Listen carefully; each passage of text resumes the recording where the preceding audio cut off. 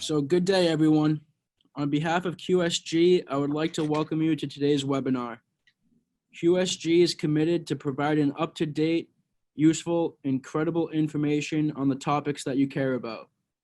My name is Chris Skangas, and I will serve as your moderator for today's webinar. Today's webinar will be approximately 60 minutes in length. Lance will have a presentation followed by a question and answer session. If you have any questions during the presentation, please use the chat function. I will keep an eye on this and I will ask your questions to Lance at the end of the presentation. So now I'd like to introduce you to your speaker for today. Lance B. Coleman Sr. has over 25 years of leadership experience in the areas of quality engineering, lean implementation, quality and risk management in the medical device, aerospace, and other regulated industries.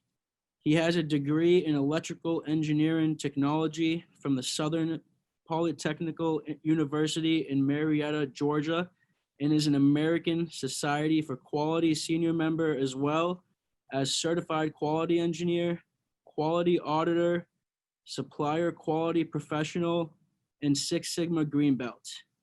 He is also an exemplar global certified ISO 9001 and ISO 13485 lead QMS auditor.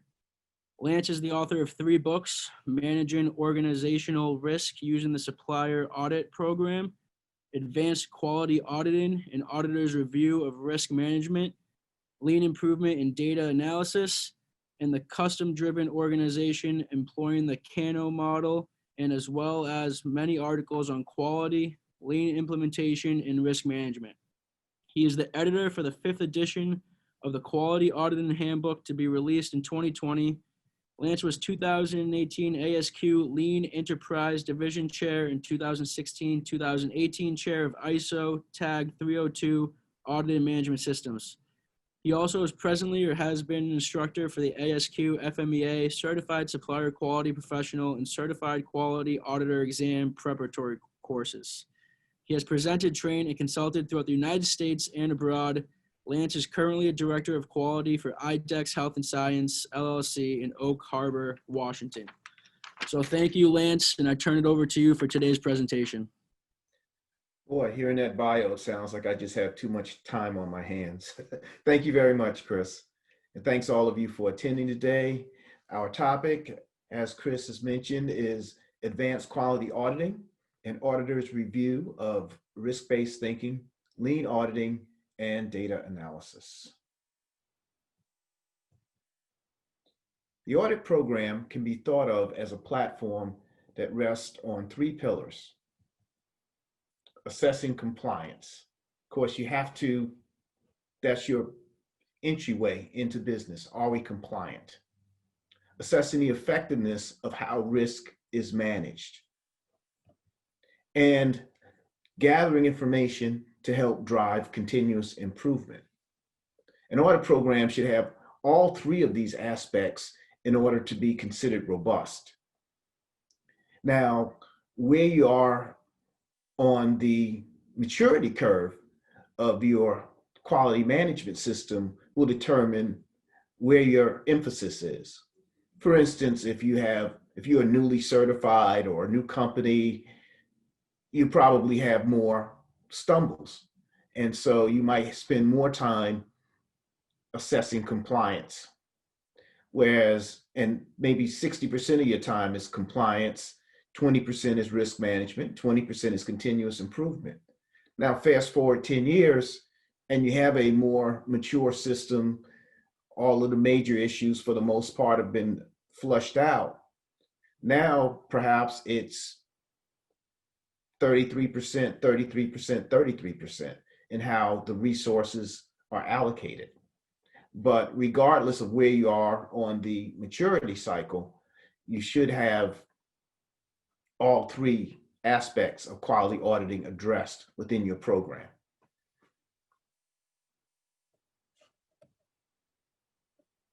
Now let's start out focusing on risk. Why the emphasis?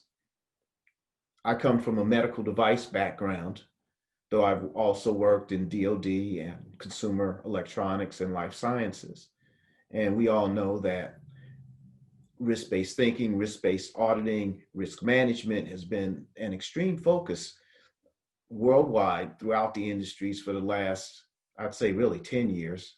And it's just grown each year from there. Well, audits can become repetitive and mundane if, again, you have a mature system and all of the major issues have been worked out. Then typically, and we've all seen it, you're getting these minor, let's call them editorial findings.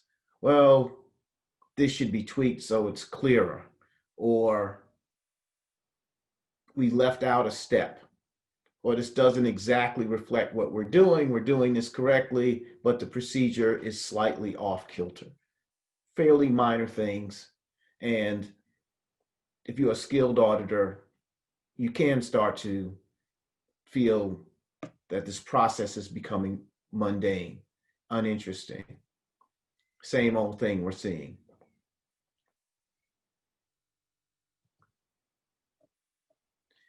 And similarly, management can begin to wonder about the value of the audit program.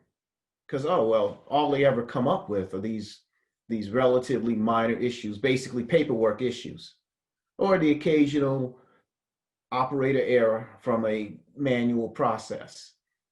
Do we really need to spend all the time that we do conducting audits? Do we need the same level of quality professional to manage the audit program if these are the results? The answer, of course, is yes, but you do not want management to become complacent because, oh, we haven't had a major finding or anything significant in the last fill in the blank number of years.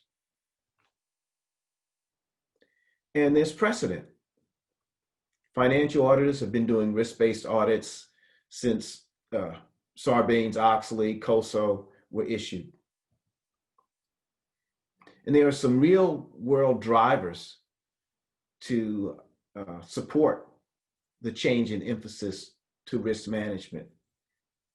You know, the elephant in the room, of course, is COVID-19, but you can just go back the last 20, 25 years in the news. Enron, Tyco, 9/11, Vioxx, Celebrex, heart valves, bird flu, Ebola, and so forth. But if we're going to talk about risk management, we also want to get on the same page.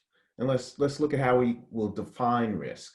Well, ISO 14971, and I apologize, I meant to update these years, but ISO 14971 defines risk as the combination of the probability of occurrence of harm and the severity of that harm.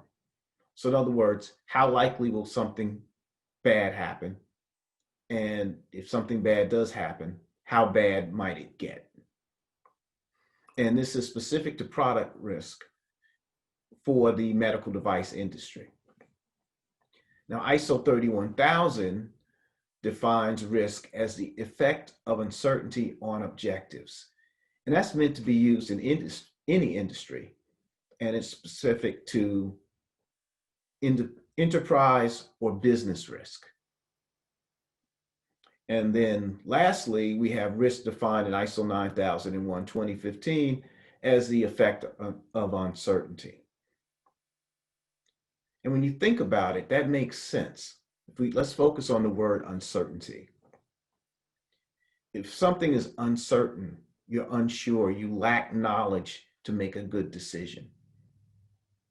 And so there's the risk that you can make a bad decision, that you could go down a wrong pathway. So there's a direct link between uncertainty and risk. Related terms, risk management, which is the overall process for identifying risk. So there it is, classifying risk. What type of risk is it? Assessing risk, how great of a risk is it? mitigating risk. Can we eliminate it or reduce the risk? And finally, monitoring. Risk assessment is the overall process comprising a risk analysis and risk evaluation to determine the level of risk.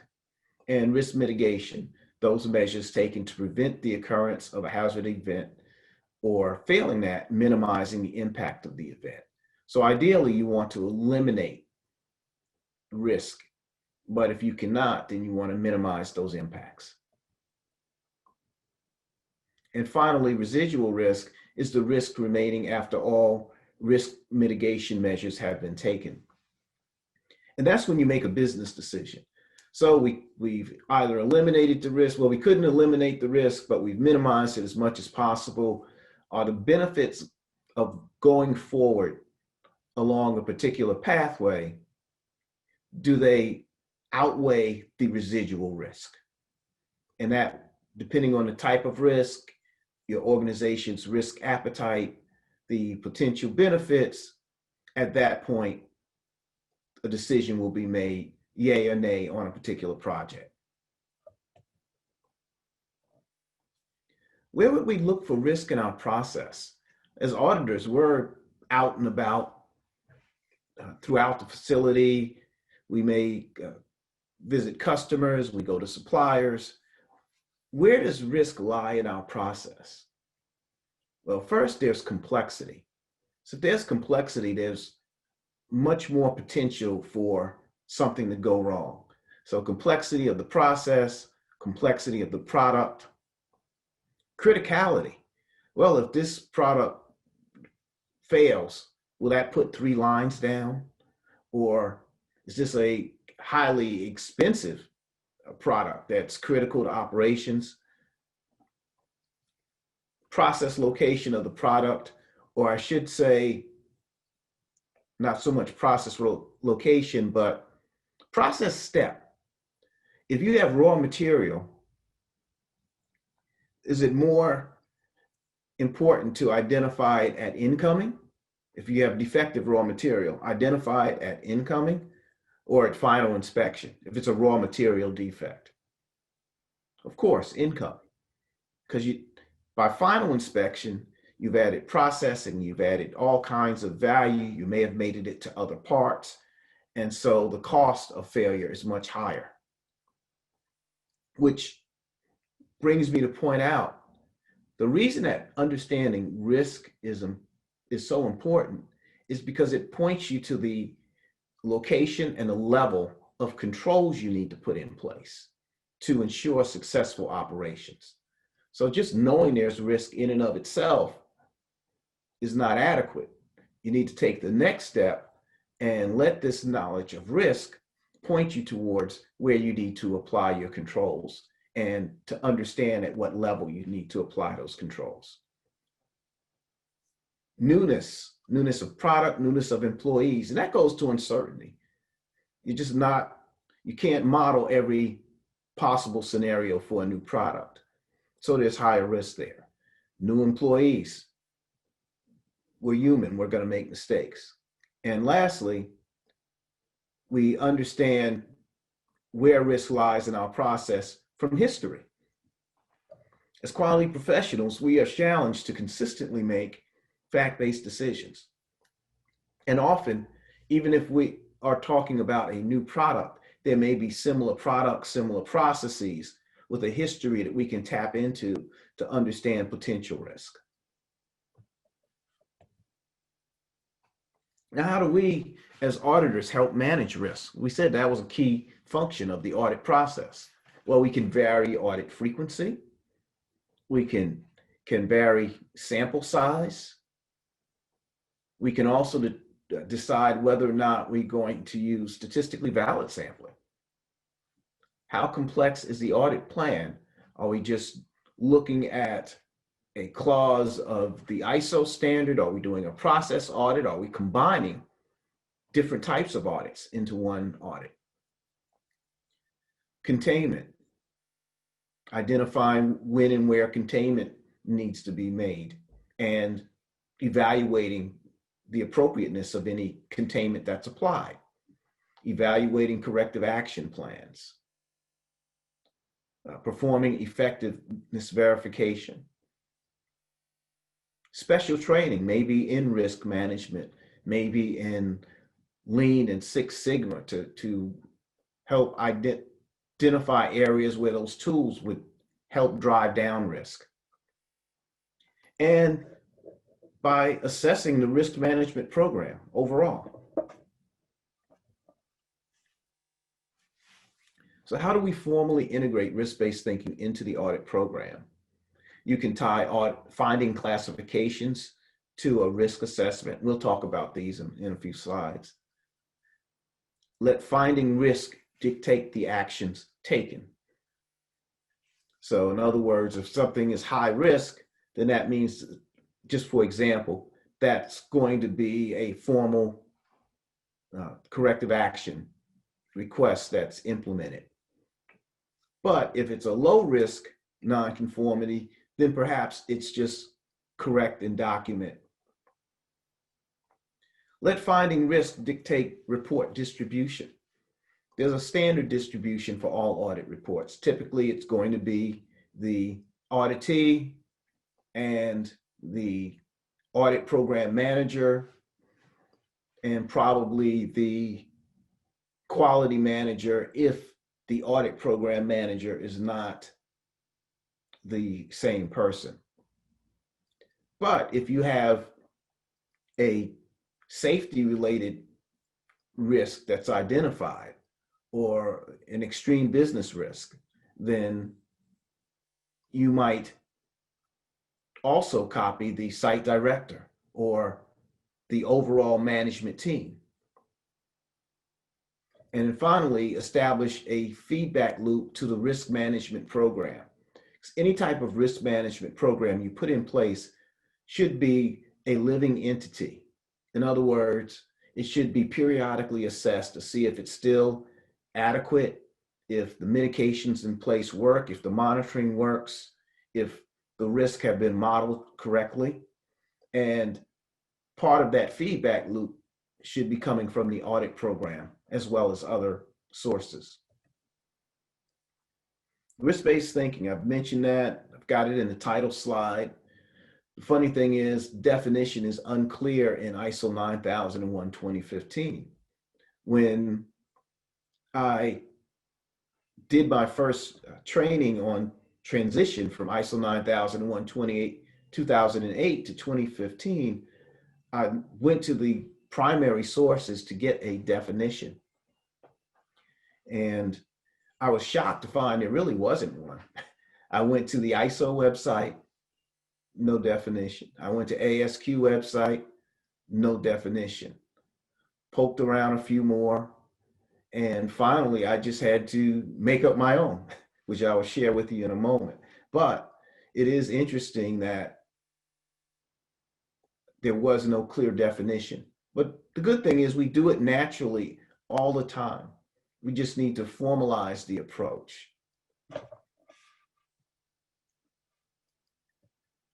So here's what the standard says, at least 9001 says about risk-based thinking.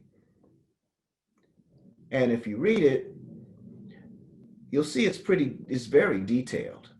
And when I'm doing live classes, I like to ask, well, just quick show of hands. Is this a good definition? Is this a bad definition? Would you add anything to it? And I get various responses. But then as we dig into this statement just a little bit more, we recognize this is not truly a definition. This is actually a reason to employ risk-based thinking, a good reason, but it's not a definition of what it is. So how do we get there? Risk-based thinking, it's a process, an activity that transforms inputs into outputs. So with risk-based thinking, we're really talking about perceptions. Those are the inputs. These data inputs that you receive throughout the day from multiple sources. Could be inspection data, could be audit findings, management review, operator feedback, Gemba walks, continuous improvement, trending, and so on. All of this information. And then we're going to look at it from the perspective of risk, not is it compliant? Are we doing what we have to do? But rather, why are we collecting this information? And are there any risks that aren't adequately addressed? And out of that, looking at data from that perspective, your outcome or your output is risk management, which can be a risk model, a risk management plan, establish feedback loops, and a reporting structure. And some will ask, well, why, if risk is so important, why did ISO 9001:2015 take risk management out of the standard? Well, they replaced it with risk-based thinking throughout. And if you have risk, if you're employing risk-based thinking, your output is naturally going to be risk management. So they don't need to call it out specifically in the standard. Now let's talk about how we can apply risk-based thinking to action planning. So here's some non-conformances by category. And here's your count, which you can see.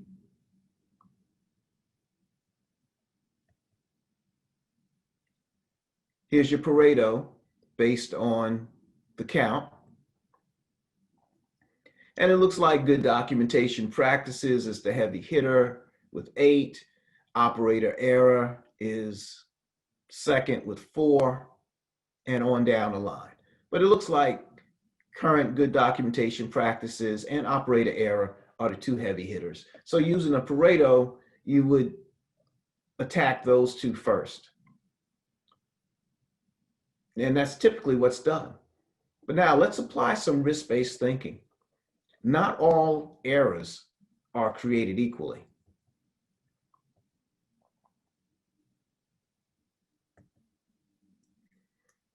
So here's the same count that we had. But now let's look at potential impact. And remember, one definition of risk is likelihood and impact. So likelihood or count is what you've captured, but now we're adding impact. And so by ranking, we indicated that product failure has an impact of 4 on a scale of 5. And operator error, impact of 3. It could be something significant or it might be something minor. So we took the middle value. Documentation errors where the information can still be recovered, we put that at an impact of 1, and so on. And there's a process that you go through. You sit down as a team, you define the different impact levels, and then you determine which level each of these types of findings would fall into. You multiply them out and you get a risk ranking. And then you do a Pareto again. Now suddenly, operator error is the top and product failure is the second. So those would be the 2 issues that would be addressed by management. And current good documentation practices has dropped to 3rd. So you see, by applying risk-based thinking, you're able to get a more effective use of your resources by understanding the impact of the various issues that were identified, because it does adjust the actual frequency, or rather sequence, that you will address these issues in. And here's an example of applying risk-based thinking to specific audit findings.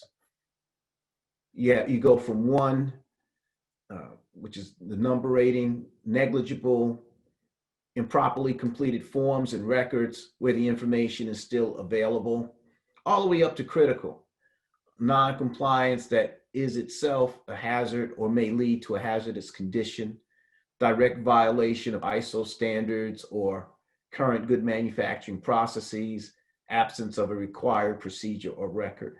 And this is just meant to be an example. You could splice and dice these definitions however it made sense for your organization.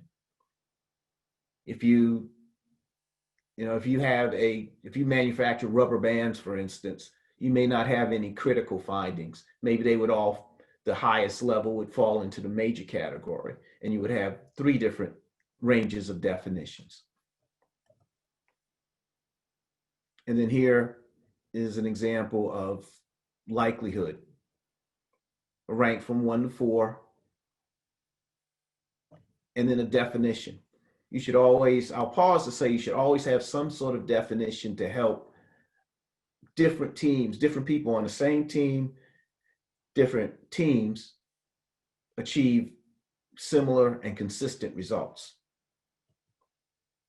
And here, of course, is your matrix. You would plug it in based on impact versus likelihood.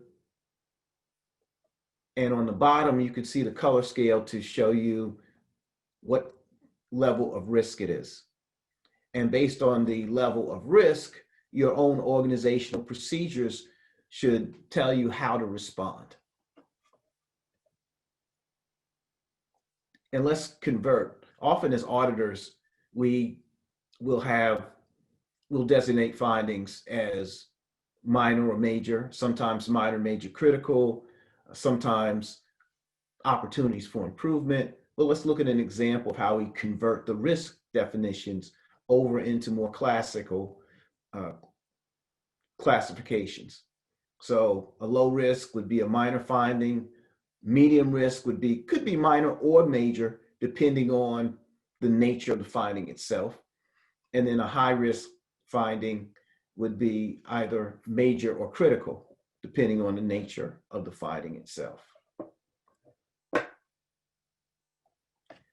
Different ways to perform risk-based auditing is to directly audit the risk management program itself, incorporate risk into aspects of existing audits, whether it's an overall QMS audit or an audit of an aspect of the QMS. When auditing the risk management program, you want to make sure that the program encompasses all aspects of a product life cycle from design to end of life disposal.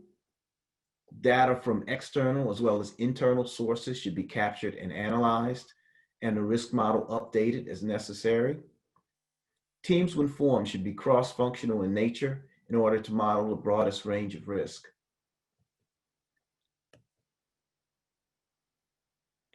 Also confirm that results from the risk management program are reported as necessary to appropriate levels of manager, that the existing risk management procedures and work instructions are followed, and ensure that organizational training supports the risk management program. All employees should have some level of risk management training, just so that they, again, are thinking from a risk-based perspective and can identify risk and point them out to management when they encounter them. Now, it's not all the same training. An engineer, a quality manager, management in general should have one level of risk-based training that would be more extensive than an operator out on the floor, but all should have some type of risk management training. And then confirm that adequate resources are supplied to meet the goals of the program. Where does risk come from anyway? Well, assessment of risk, like other business concerns, is open to interpretation, but it can come from known and planned activities. It's captured in the risk model, in the FMEA, in the risk management plan. It can come from unknown events and COVID and behavioral outliers. So risk is often an expected result of critical and or complex products and processes, which we talked about, as well as changes, there you go, newness, to product, processes, equipment, and people. How do we know risk could be behavior or situations when we see them? Well, variance from industry norms. We all bring to the workplace a variety of experience, often from different companies and different industries. But one thing holds true. If you see if you're familiar with a process in one setting, if you go to another setting, the same process is going to be fairly similar. So in other words, injection molding in one industry is going to be very similar to injection molding in another. Physical visual inspection in one company is going to be very similar to inspection in another. Now, there will be some differences, but if you see something, if you're familiar with a process and you see something that is totally different from anything you've ever seen before, then I guarantee you it's either going to be a best practice because it's cutting edge, or it's going to be a very risky one. I've never seen that before. You can identify risky situations from employee concerns.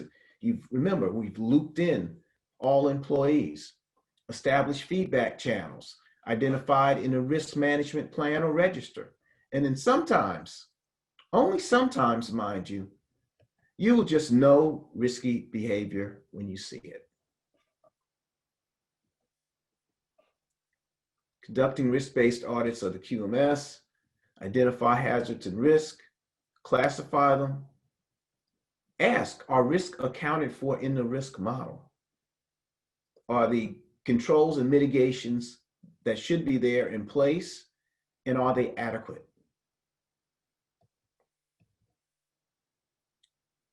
And this is what, now again, 9001 says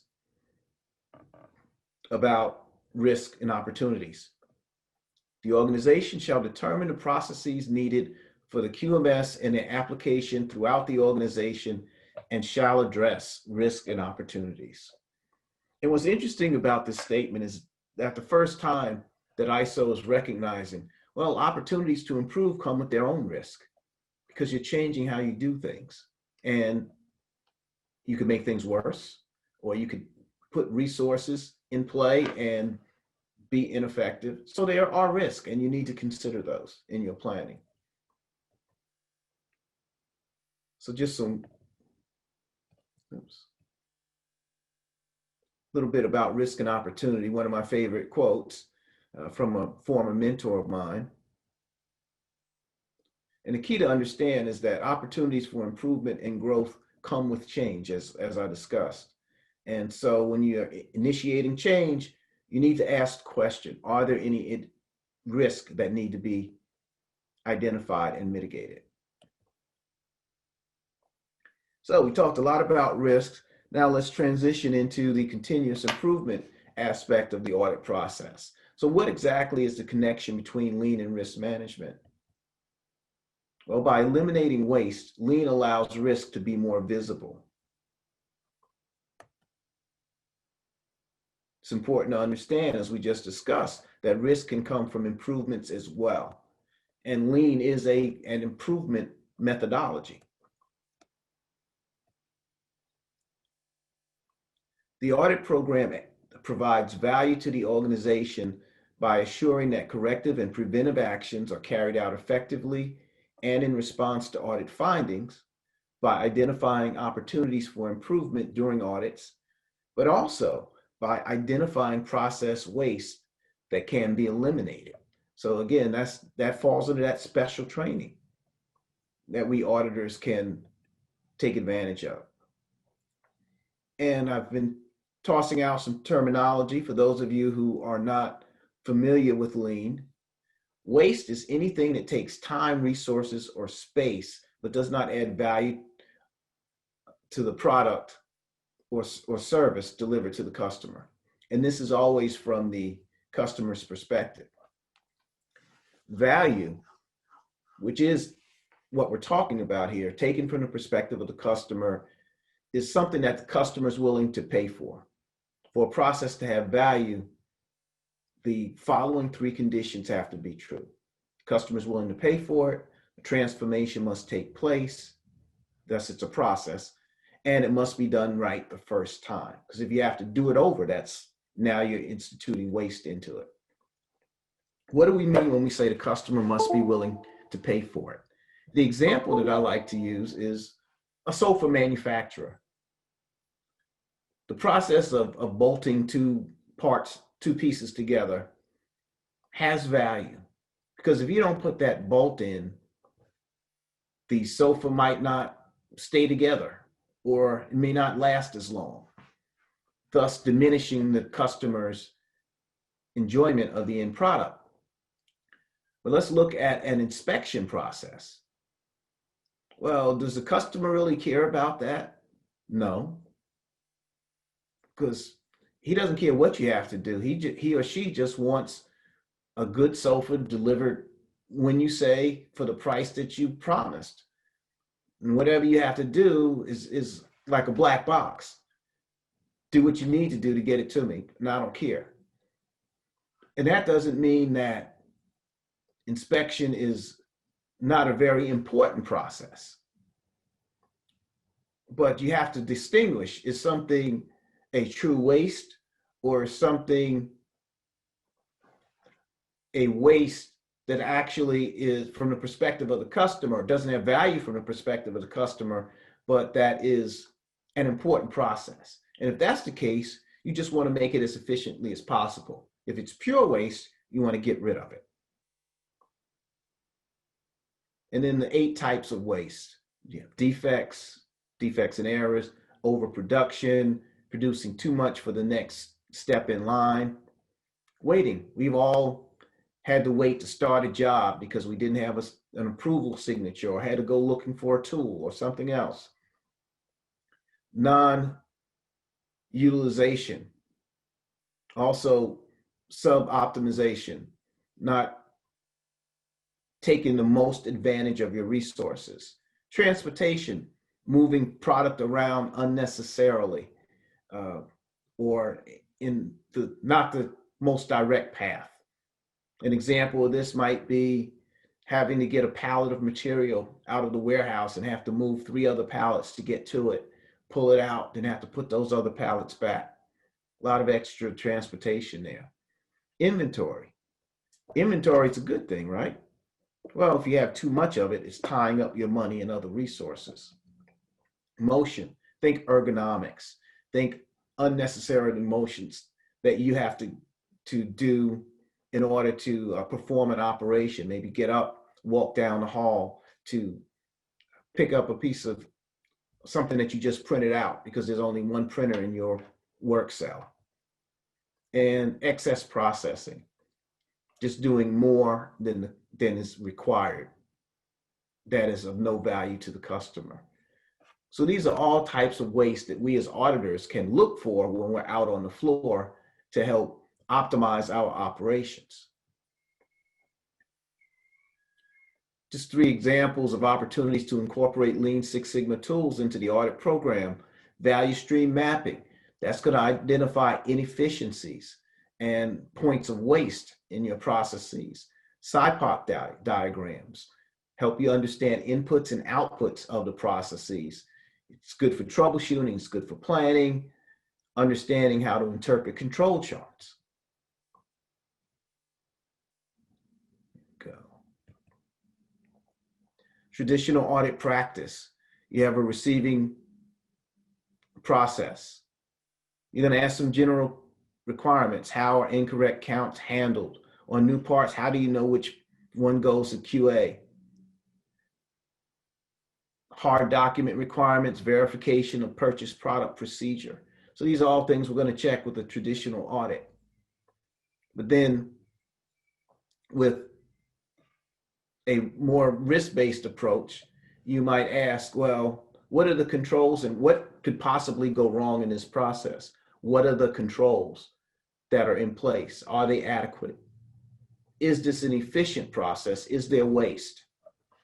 So you can get a lot more information out of an area if you're looking at it from a more comprehensive lens. Here's an example of a value stream map, which shows information across the top, the movement of product across the bottom.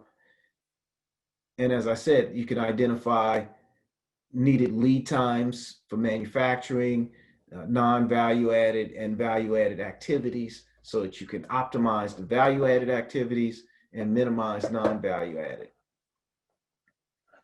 Here's an audit checklist development matrix. And this was developed by Janet Bautista-Smith and excerpted from Auditing Beyond Compliance. So if you go across from left to right, you have your reference document, which is your external requirement. What is the requirement? Then what are our performance standards, our internal documents? How are we meeting those requirements? What did you observe with regard to how what we stated we would do, how those activities are carried out?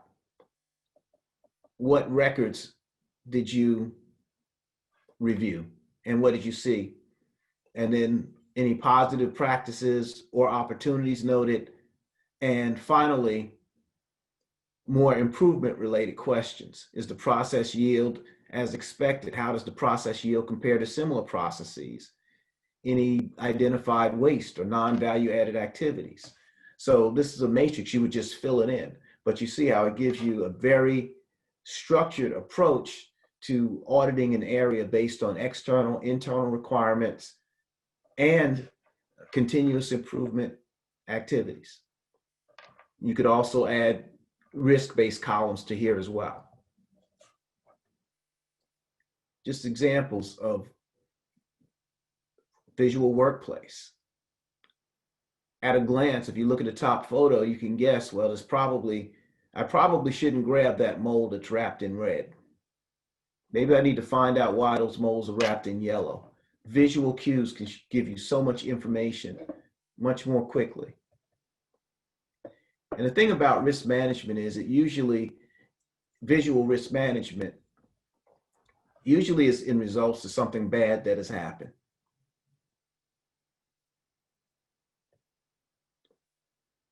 Some of you will remember this photo. Do that with a little tongue in cheek. And this is actually on the right, a tag that shows how if you ever get locked in your trunk, you can pull that tab and get out. And I noticed that when I was traveling in Europe, their cars don't have these tabs. So, maybe they just have fewer instances of people being locked in their trunks. But again, visual controls are often put in place in response to something that went wrong. Just a little definition of a visual device. Another example of why visual information is so powerful. Look at these numbers. Anything jump out at you? Each column represents a different scenario. How about now? Are you guessing where I'm going with this? Maybe, maybe not. How about now? You can gather so much more information from visual data, and that's why it's important to use whenever possible, including in your audit reports. Responding to trends. Often, it's very detailed in organizational procedures how you respond to out of spec conditions, but it's less clear how you respond to trends. So as an auditor, what we want to ask, so what do you do when you see a trend, a negative trend? Or what do you do when you see one out of control point? It's important that there should be clarity around that response as well. And here's a case where this happened over about 4 months. And finally, when it was caught, someone noticed, oh, wow. And this was actually parts that had to be cooled for 24 hours before they could be measured.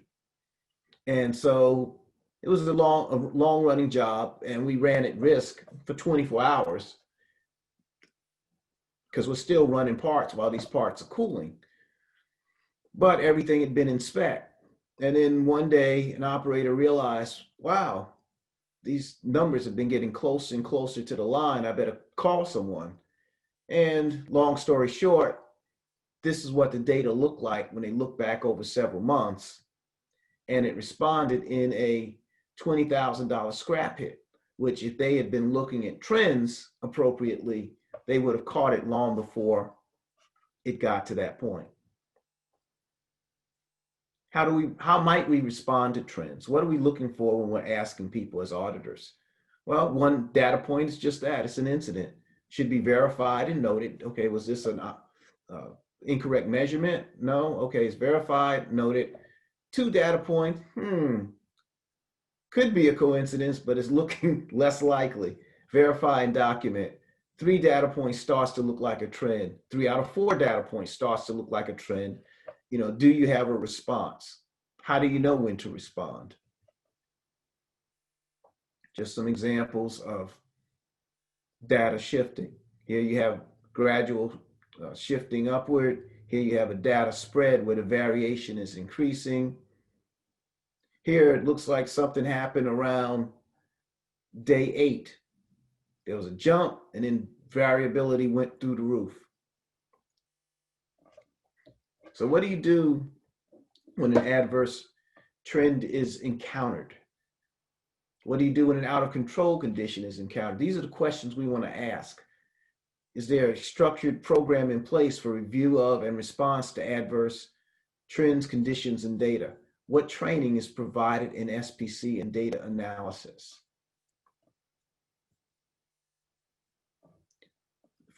If you've ever had to review a validation report, you know that's not a fun chore.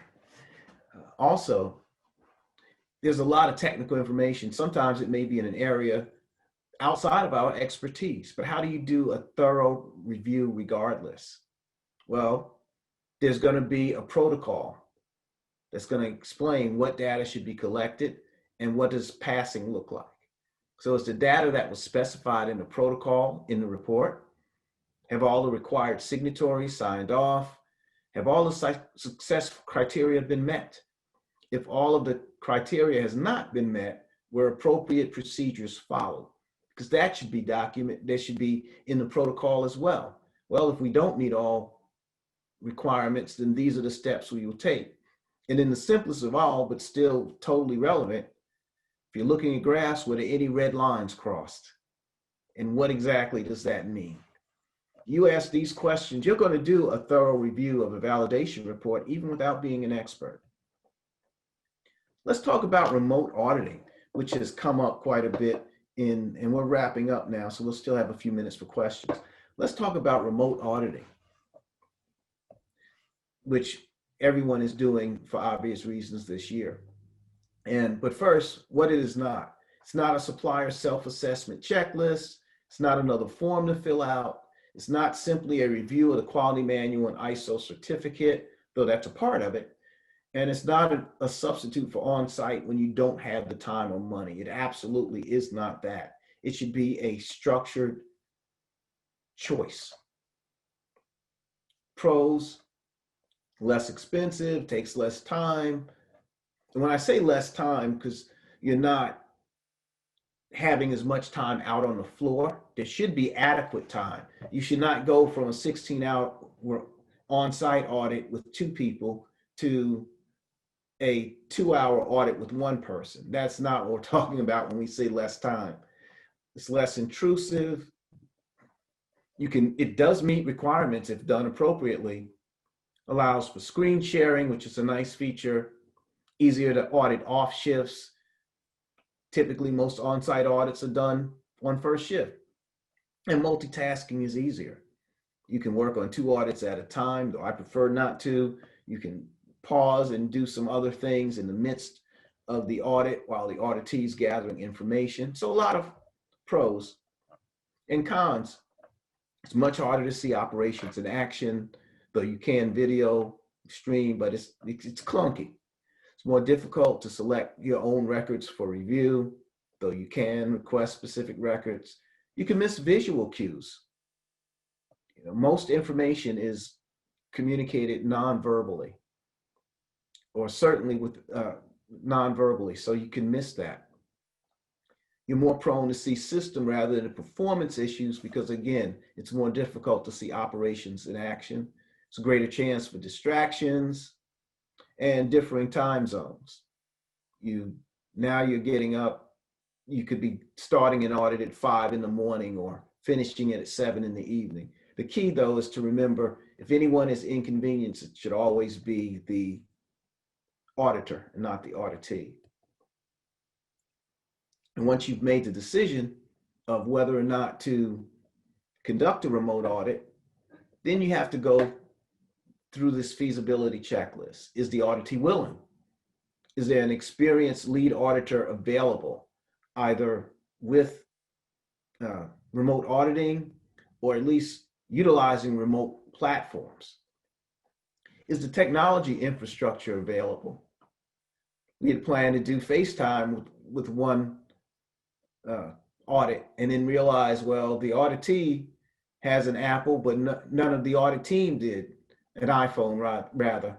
So FaceTime, we had to quickly shift to Skype and have them download the app and so forth. So make sure there's compatibility with the technology.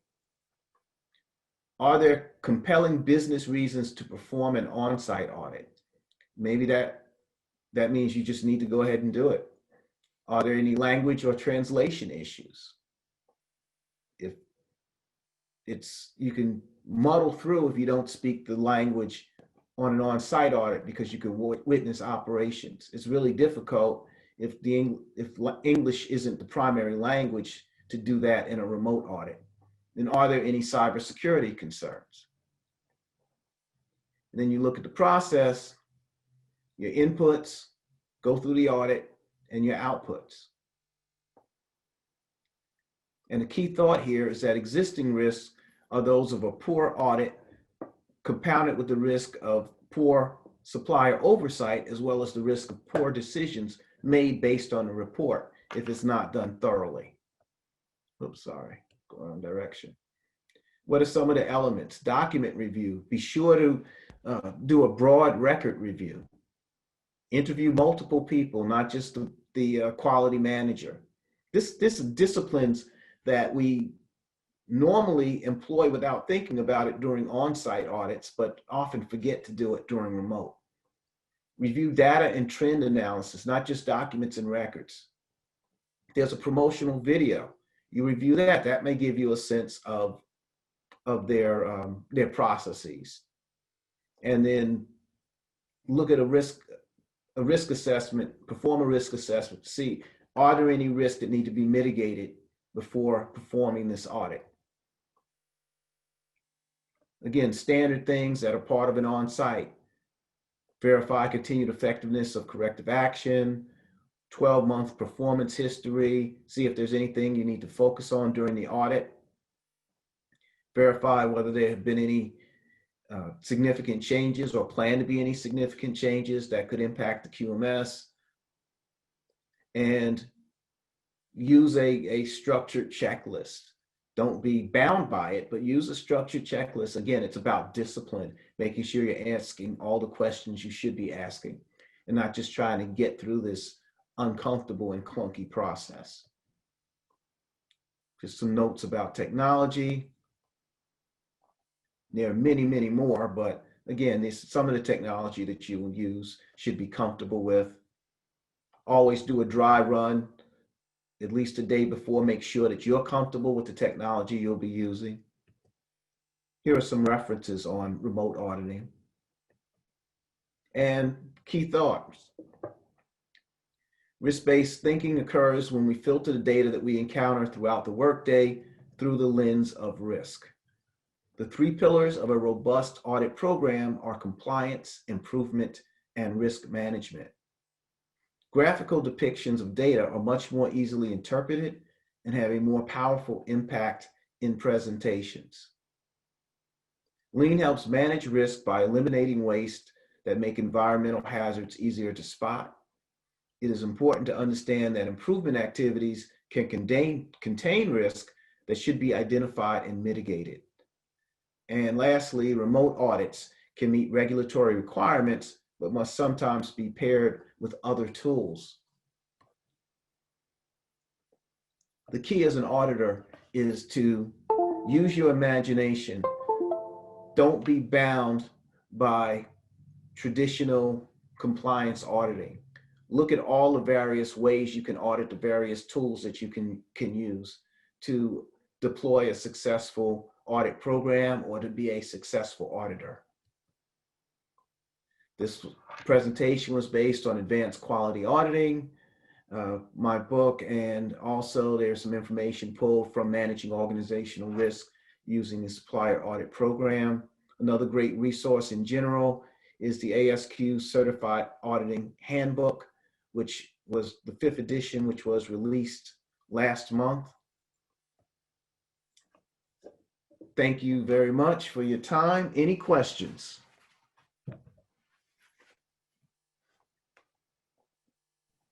Thanks, Lance. Great presentation. All right, I've got a couple questions that are coming into the chat. The first one is, can you go over a couple key areas to dive into for some examples of different departments? In other words, what are some main NCs to look for during an initial audit? Let's see. So first time audit, we will, what you want to understand is the corrective action program. How good is the corrective action program, which is a very key process. The control of non-conforming material, which is a key process. So obviously you don't want to have, either if it's internal, you don't want to ship bad material. If it's a supplier audit, you don't want them shipping you bad material. So those are two very critical processes. What does the complaint process look like? You're impacting your customers. So those are three that I would always focus on with a new organization. And I would add one more. I would add would be data analysis, because often less mature companies don't do a good job of that. Great. Thanks, Lance. Mm-hmm. Another question here is, do you consider process / system effectiveness when doing an audit? Yes. That goes back to my statement of determining your audit strategy. Are we just doing a clause audit? Now, what I like to do, if I'm doing an overall, and also there are limitations, how much time you have, how many resources. But if I'm doing an overall quality management system audit, I do like to include 1 or 2 process audits embedded within that. And when you look at a process audit, you are looking at efficiency and effectiveness. So I would say your best audits do take that into account. And if you're looking at any process, no matter what type of audit it is, you have to ask the question, number 1, how do you know it's performing well? And then number 2, well, can you show me data that points to the fact that it's performing well? Good question. Thanks, Lance. Another question that came through is, what do you think about opportunities for improvements, OFIs? I believe in them. Some auditors, and again, it depends on the type of auditing you're doing. If you're a third-party auditor, there are many reasons not to offer opportunities for improvement. But as an internal auditor, as a supplier auditor, I feel that there's value. There's absolute value in identifying opportunities for improvement. Now, I would add, as a friend of mine, Dennis DeVos, said, it's a sales pitch, because they don't have to do it. So you should have a rationale. Here's why I would recommend doing this. And it doesn't have to be a thesis, 2 or 3 sentences, but it should explain, well, what's the benefit in doing this? And then I just would add, an opportunity for improvement should be something that would be either there is a risk that this could turn into a nonconformity, or it's just an incredibly bad practice that really could be improved. If something is, well, it might be a little better if you did it a different way, that's not a candidate to cite as an opportunity for improvement. It really should be something significant, but presented with a rationale. But I do feel that they should be part of the audit report. Got it. Thanks, Lance. Mhm. I don't see any other. Oh, here's another one that just came in. On average, how long does it take for you to perform an audit to include all the value stream maps and SIPOCs? Okay, I assume that you're referring to a full QMS audit. And I would say it's going to vary. If it's a smaller company, a less complex system, I would say a day to a day and a half. For a more complex system, I would say 2 to 3 days. And that's with 1 to 2 auditors, again, depending. And lastly, I would say take into account, give it an equal amount of time for planning and follow up as you do for the actual conducting the audit. So if you're saying this is going to be a day audit, then you should probably have maybe 5 hours for planning and preparation and 3 hours for follow up built into that.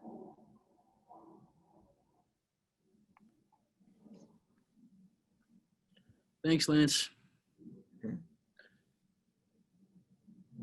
I think that's all the questions I see. If we want to give it a few more moments to let anyone else, maybe someone's typing or not. Mm-hmm. But if I don't see anything else, I'm not seeing anything else come up. Yep, so there will be a certificate I will send along with the slide deck, hopefully early next week. So thanks, Lance, for the presentation, and thank you, everyone, for attending. If you have further questions, feel free to email myself or Lance. And if you email me, I can definitely put you in touch with Lance as well. So thank you, everyone. Have a good rest of the week and have a good weekend. Thank you, Lance. Thank you, Chris, and thank you, everyone, for attending. And as Chris said, if you have any questions or comments you think of later, don't hesitate to reach out. Stay well.